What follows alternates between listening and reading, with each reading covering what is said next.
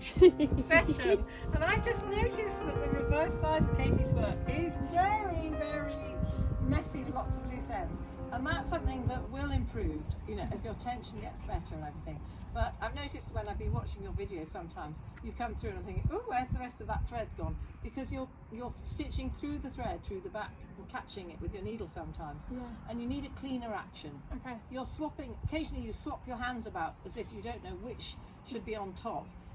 Make a decision, stick with the decision, and then swap. When you and I would like you to start practicing. When you make a thread, you make a decision about what you're doing with it. Don't stop and start it during that thread. So keep going with that whole thread, however slowly you stitch, and it'll make you keep the one hand on the top and one hand underneath. And believe me, it's really, really worth doing. But leaving you show your mum and the world. It's very messy. Right, okay. Whilst I think it's very rude to look at the back of somebody's work, it's a bit like asking to see their underwear, and that is the back of my work. Okay, I haven't tidied it up yet, but I've been doing this and babysitting, and okay, mine isn't great either. I've got the odd loose thread here because I've caught things through the back and they need snipping off, but generally these loose threads should come out the top like these ones, and then you just get your scissors and snip them off.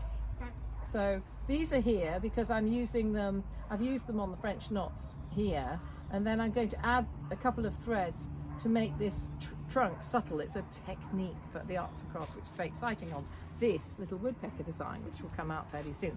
So yeah, so when you finish a thread, always come to the surface, or if you've got half a thread that you want to continue, because this is black then white, black then white, then just pull it through to the top and just let it hang to one side. But I'm not a fan of having masses of threads hanging around either underneath or on the top. I'd rather finish it and then re-thread, really. So parking your threads is it's a big thing in needlework, that people say, can I park my threads? Like, I'm not keen.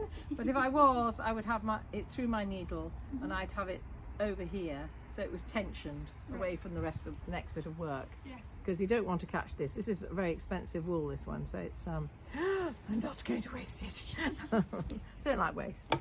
So Katie, is there anything that you have thought, I don't understand, or why do I do this? Like, what are your concerns?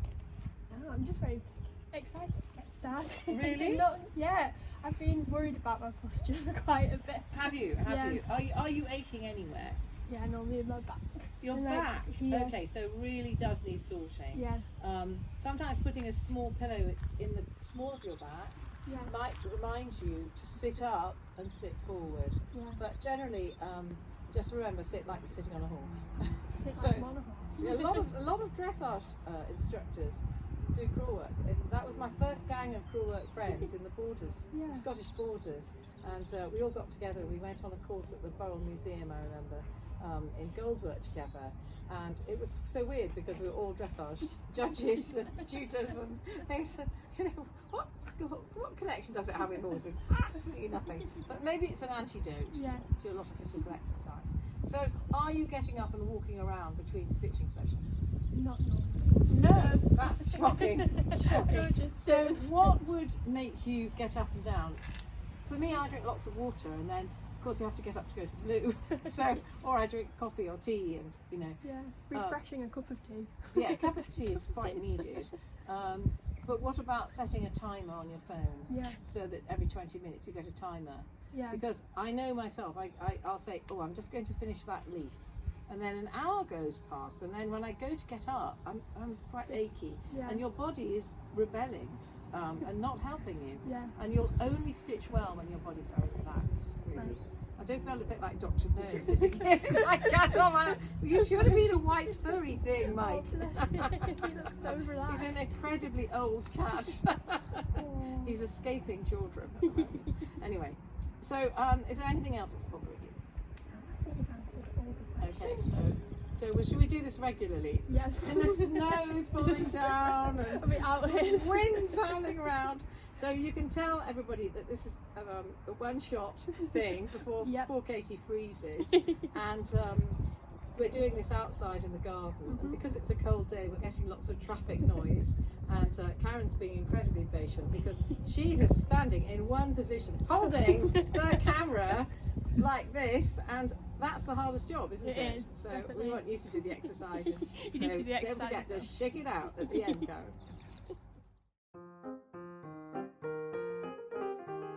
You've all seen the secrets of behind my hoop, and I'm quite embarrassed by it. But I'm looking forward to being able to see the difference now between how I was leaving the back of my linen and now that we know how to do it properly. So it'll be interesting to see how that is. So thank you, Phillipa, and I'll try not to make it quite as messy on the back.